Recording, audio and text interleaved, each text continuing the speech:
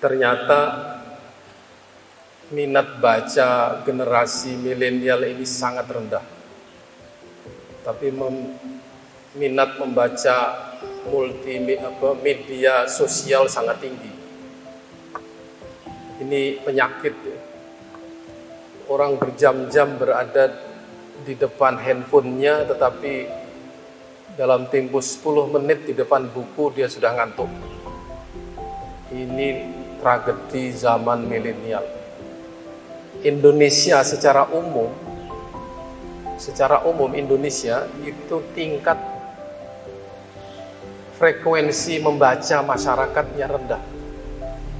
Kita ini di Asia nomor 65 dari negara-negara yang melek literasi. Itu rendah, di bawah Malaysia, di bawah Thailand, di bawah Singapura ya. Di Singapura dan Malaysia, siswa itu minimal membaca 5 buku setiap tahun, minimal. Saya tidak tahu ukuran mahasiswa di negara itu. Kalau di Eropa, hobi membacanya sangat tinggi, puluhan buku per siswa, karena memang sistem di sekolah mengharuskan orang untuk membaca itu. Di Jepang itu ada satu acara khusus, acara nasional, di mana murid itu di dalam kelas, masuk kelas seperti biasa,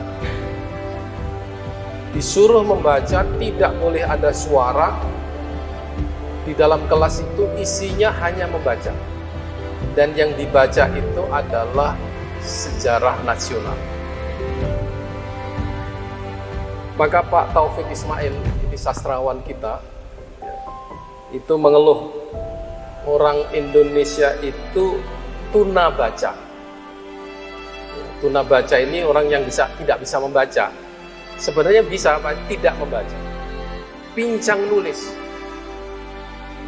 Disuruh baca nggak suka, diminta nulis nggak terampil.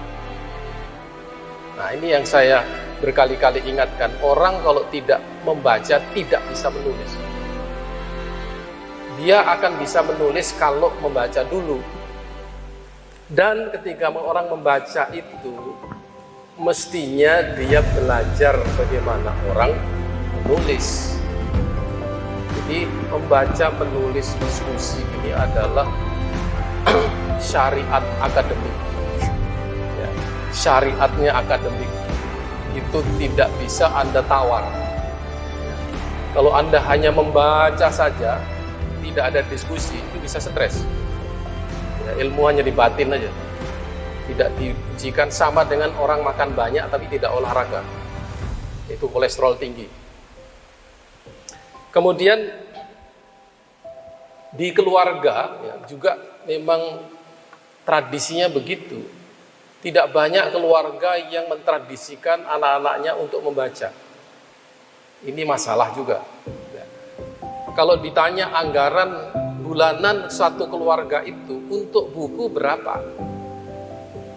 Nah, ketika orang membeli buku harga 100.000 itu mahal. Tapi kalau nongkrong di kafe 200.000 itu murah. Berarti orientasinya kuliner, bukan membaca buku. Artinya orientasi perut lebih besar daripada orientasi otak. Ya. Kalau orang tidak makan sehari, ya, tanpa puasa, hanya minum, dia pasti kelaparan. Tapi tidak membaca sehari, dia tidak merasa kehilangan. Ini menyedihkan. Ini menyedihkan. Oke. Sekarang kita muhasabah dibandingkan dengan ulama kita di masa yang lalu. At-Tabari itu wafat umur 57 tahun. Ya. Dia menulis 40 halaman setiap hari selama 40 tahun. Jadi selama hidupnya dia telah menulis sekitar 584.000 halaman. Kayak tafsir Tabarinya tebal sekali. Kemudian dia membaca saja nih. Tidak perlu menghafal, membaca 100.000 hadis. Ini seorang ulama 100.000 hadis. Kemudian ketika dia menulis tafsirnya itu berisi 38.000 hadis. Jadi yang dibaca tadi tidak semuanya digunakan untuk tafsir. Ini membaca banyak tidak ada masalah. Jadi mahasiswa S1, S2 membaca banyak buku, tapi tidak semua yang dia baca itu digunakan untuk tesisnya atau skripsinya. Tidak ada masalah. Ya. Ibnu Sina rata-rata menulis 4 buku setiap tahun. Ya. Kitab Insaf itu ditulis selama 6 bulan berisi 28.000 halaman. Luar biasa. Setiap jilid bukunya berisi 1.000 halaman. Jadi karyanya semuanya berjumlah 160 buku. Kemudian Ibnu Aqil mengarang kitab Al-Funun itu 800 jilid.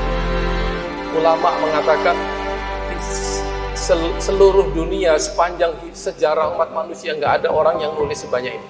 800 jilid. Hafidz Al-Baghdadi membaca 7.000 hadis. Tadi 100 dia 7.000. Ibnul Jauzi selama hidupnya telah membaca 20.000 kitab. Ulama zaman Abbasiyah itu kalau dia ditugaskan pindah kota, dia harus memindahkan bukunya dengan menyewa 10 sampai 100 unta untuk membawa buku itu. Berarti bukunya ulama ya, di zaman Abbasiyah itu bisa lebih dari 200.000 judul. Padahal Raja Prancis pada waktu yang sama hanya memiliki sekitar 2.000 judul buku. Sangat jauh sekali dengan tradisi di dalam Islam. Ulama kita di Indonesia, Haji Ahmad Dahlan itu sepulang dari Timur Tengah, dari Mekah, ya, bukunya itu dibawa pulang 1 gerbong. Ya, zaman itu Anda bisa bayangkan betapa sulitnya membawa buku-buku melalui kapal. Para founding fathers kita hobi membaca.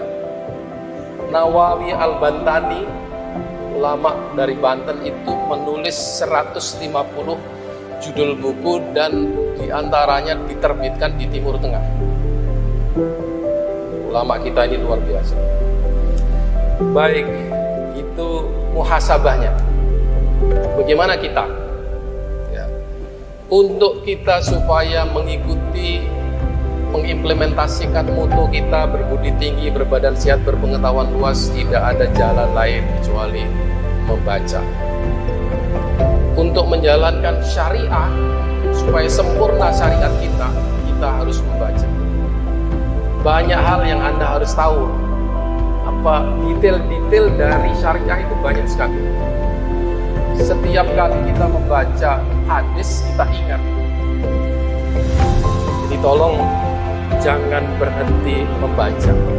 Untuk mengetahui keadaan sosial, politik, budaya, pendidikan, dan sebagainya harus membaca. Ini setiap mahasiswa yang menulis skripsi atau tesis, pasti dia akan menulis pendahuluan.